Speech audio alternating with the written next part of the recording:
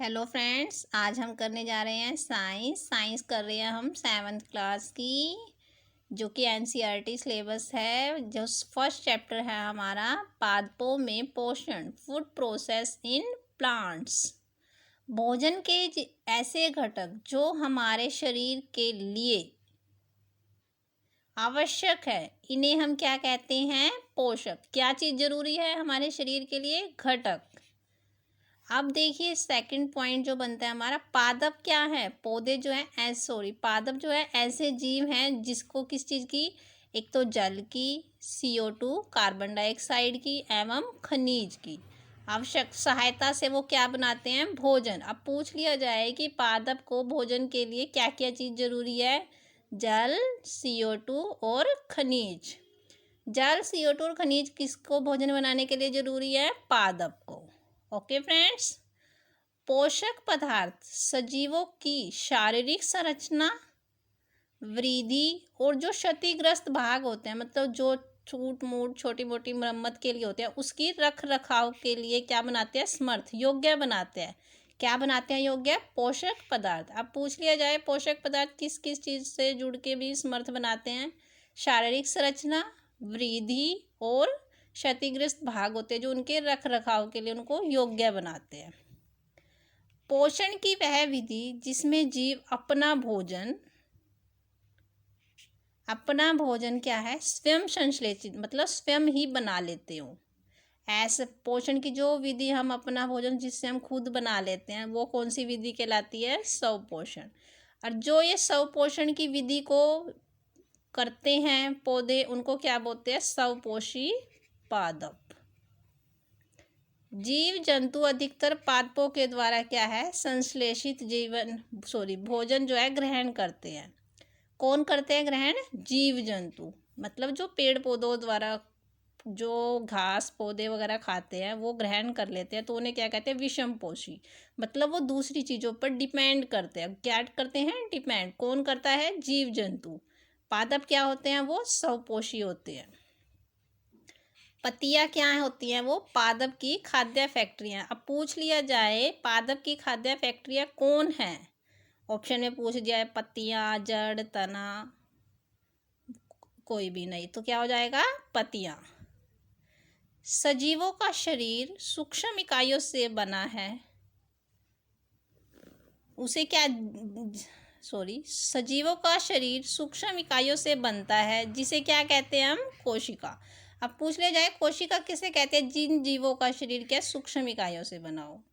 अब हमसे पूछा जाए कि कोशिका को हम किसके द्वारा देख सकते हैं? सूक्ष्म दर्शी के द्वारा।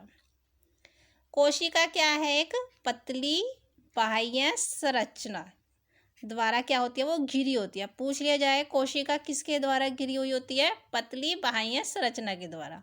अब पूछ लिया जाए कोशिका एक डैश बाह्य संरचना के द्वारा घिरी होती है, पतली, मोटी, दोनों या कोई नहीं, तो पतली। अब पूछ लिया जाए कि कोशिका एक पतली डैश संरचना के द्वारा घिरी होती है, बाह्य, आंतरिक, दोनों, कोई भी नहीं, तो कौन सी संरचना हो जाएगी? बाह्य संरचना, जिसे हम क्या कहते हैं? कोशिका झिल्ली। कोशिका झिल्ली किसे कहते हैं? जो कोशिका एक पतली बाह्य संरचना के द्वारा घिरी हुई होती है, उसे हम कोशिका झिल्ली कहते हैं।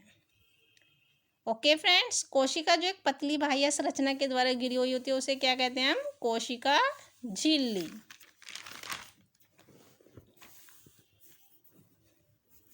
अब देखिए केंद्र में जो स्थित एक क्या होता है? सुस्पष्ट संरचना होती है, मतलब बिल्कुल साफ दिखाई देने वाली संरचना होती है, उसे क्या कहते हैं हम?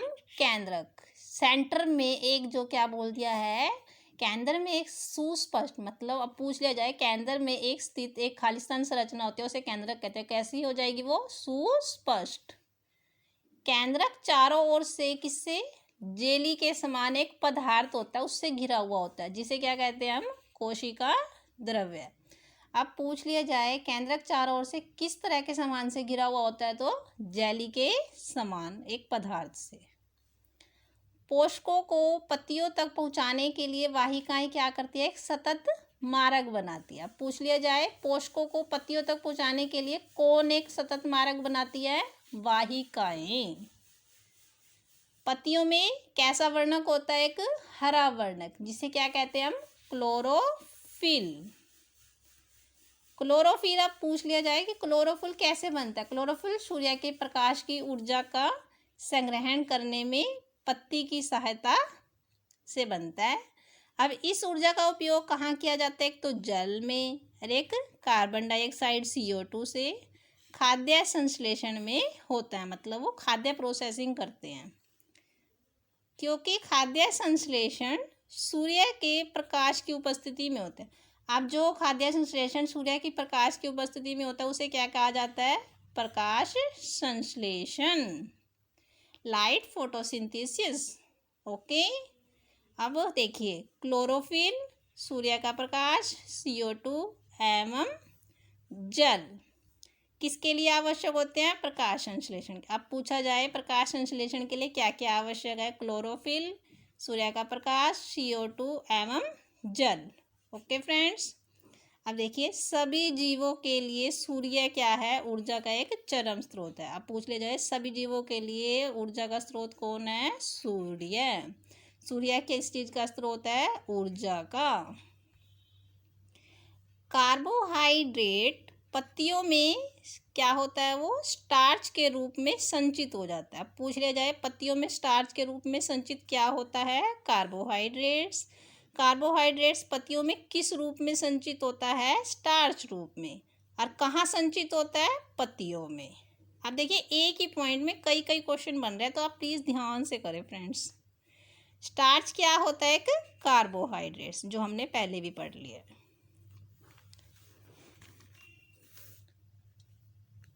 मरुस्थलीय पादपों में वाष्पोत्सर्जन के द्वारा क्या वो जल क्षय को कम करने के लिए पत्तियां क्या होती है? या तो शल्क अर्थात शूल रूपी हो जाती है। किसमें हो जाती हैं? मरुस्थलीय पादपों में। मरुस्थलीय जो पादप होते हैं उसमें किस प्रक्रिया के द्वारा? वाष्पोत्सर्जन के द्वारा क्या किया जा सकता है? जल क्षय को कम किया जा सकता है। किसमें से? पत्तियां शल्क जो शूल रूप हो जाती है उसमें से। ओके फ्रेंड्स, किस तरह के पादप में से? मरुस्थलीय पादपों में से। किस प्रोसेस के द्वारा? वाष्पोत्सर्जन के द्वारा। कार्बोहाइड्रेट कार्बन, हाइड्रोजन और ऑक्सीजन से बनते हैं। आप पूछ लिया जाए कार्बोहाइड्रेट किससे मिलकर बना है? Carbon, hydrogen and oxygen. अब देखिए प्रोटीन क्या है? वो नाइट्रोजनी पदार्थ है। अब पूछ लिया जाए प्रोटीन कैसा पदार्थ है? नाइट्रोजनी पदार्थ है, जिसमें क्या क्या होता है? एक तो कार्बन, ऑक्सीजन, हाइड्रोजन, जो हमने कार्बोहाइड्रेट्स के लिए देखे, उसके अतिरिक्त क्या होता है? एक इसके अंदर सिर्फ नाइट्रोजन, क्योंकि एक ऐसा पदार्थ है ये नाइट्रोजनी। वायु में नाइट्रोजन कहाँ पे उपस्थित होती है? गैसीय अवस्था में। ठीक है, गैसीय अवस्था में नाइट्रोजन कहाँ पर उपस्थित है? वायु में। वायु में गैसीय अवस्था में क्या उपस्थित होता है? नाइट्रोजन। कीटों का भक्षण करने वाले ऐसे पादप क्या कहलाते हैं? कीटभक्षी। कीटभक्षी पादप किसका भक्षण करते हैं? कीटों का। उदाहरण पूछ ले, एग्जाम्पल पूछ ले जाएं तो वीनस फ्लाई ट्रैप व सनड्यू किस चीज के उदाहरण है? ये कीटभक्षी पादप के। पादपों को प्रोटीन बनाने के लिए नाइट्रोजन की अधिक आवश्यकता होती है। अब पूछ लिया जाए पादपों को प्रोटीन बनाने के लिए किसकी आवश्यकता ज़्यादा होती है? नाइट्रोजन की। क्यों होती है? क्योंकि एक नाइट्रोजनी पदार्थ होते हैं। वायुमंडल नाइट्रोजन को क्या करता है? विलयन पदार्थों में परिवर्तित कर देता है। किस में कर देता है? विलयन पदार्थों में। कौन कर देता है? वायुमंडल। किस तरह में? नाइट्रोजन को। कवक अपना पोषण मृत एवं अपघटित जो जैव पदार्थ होते हैं उससे प्राप्त करते हैं। वे क्या कहलाते हैं? हमारे मृत जीवी। क्या कहलाते हैं? मृत जीवी। अब पूछ लिया जाए अमरवेल क्या है? हमारा पादप कैसा है? वो परजीवी, वो जो दूसरों पे डिपेंड करते हैं। वे परपोषी पादप से अपना भोजन प्राप्त करते हैं। जो दूसरों से डिपेंड होते हैं वो जो होते हैं परजीवी। अब जो उनसे पोषण प्राप्त कर रहे हैं वो परपोषी पादप से अपना भोजन प्राप्त करते हैं। ओके फ्रेंड्स, देखिए मैंने अपनी तरफ से जो NCERT 7th क्लास का सिलेबस है उसमें सभी क्वेश्चन अटेंड किए हैं ताकि मैं आपको करवा सकूं। प्लीज़ इस तरह से आपको वीडियो अच्छी लगे तो प्लीज़ लाइक करें, शेयर करें और चैनल को सब्सक्राइब करें। थैंक्स।